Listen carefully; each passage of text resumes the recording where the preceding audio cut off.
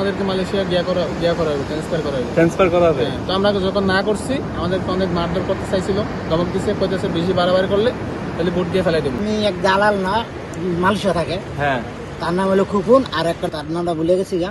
তো হারা দুজনে 1,20,000 টাকা আমি দিছিলাম মালয়েশিয়া যাওয়ার জন্য। আমাকে ভিসা দিব বলছে, কোম্পানি থেকে ভিসা দিবে বলছে, তোমাদেরকে ওই যে টুরিস্ট ভিসা দেওয়া হবে। আচ্ছা ঠিক আছে, ভিসা লাগাইছে এখানে কিচ্ছু লাগে না। আমাদের বলছে তোমরা ওই এজেন্সি ধরছে, দালাল ধরছে। মালয়েশিয়া বোন থাকে?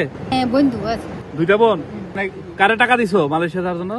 ঠিক আছে, চিয়ানো দিয়ে বুদ্ধন ওখানে যাই টাকা দিবা? হ্যাঁ, হেডে যাইলে পৌঁছলে দিব দেন হইল 3 লাখ ধরে ফেললানের জন্য। 3 লাখ নাকি দুজন মিলে 3 লাখ? দুইজন ন একজনের 3 লাখ।